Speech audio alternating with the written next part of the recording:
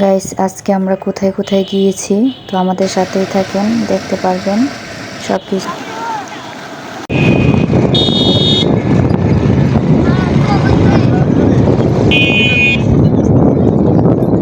আজকেও একটু বের হয়ে গেলাম প্রকৃতির উদ্দেশ্যে। তো আগামীকালকে থেকে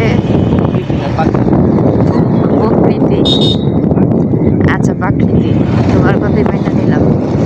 প্রাকৃতিক উদ্দেশ্যে, প্রকৃতির উদ্দেশ্যে। তো ঘুরতে কিন্তু ভালোই লাগে।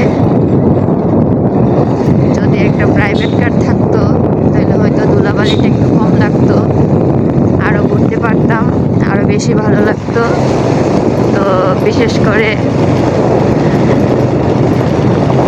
ভ্রমণ এমন একটা জিনিস, যে জিনিসটা আপনার যত ঘুরবেন ততই ভালো লাগবে।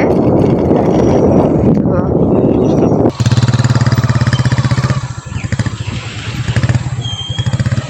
দেখেন, এই হচ্ছে আপনার প্রকৃতি। তো আসলে আমরা বাসা থেকে বের হই না বিদায় বলতে পারি না যে চারদিকের মানুষ আর বিশেষ করে গ্রামের মানুষরা কত সুন্দর করে চলাফেরা করতে পারে। আর আমার কাছে বিশেষ করে গ্রামের মানুষের চলাফেরা অনেক ভালো লাগে।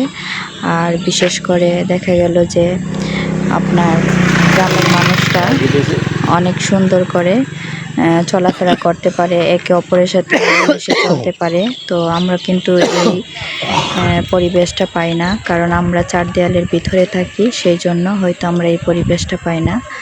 তো বাইরে বের হইলে অনেকটাই ভালো লাগে। তো বিশেষ করে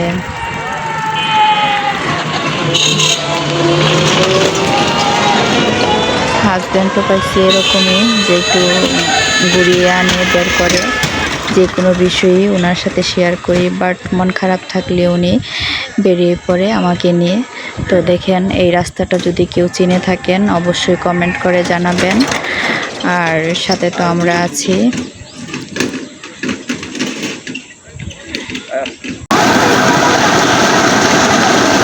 অনেক গভীর, অনেক।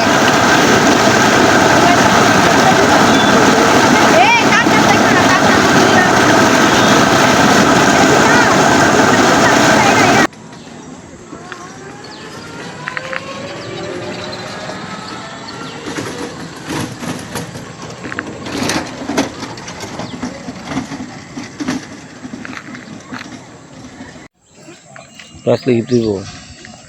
প্রথম তো দিবা আর কি না।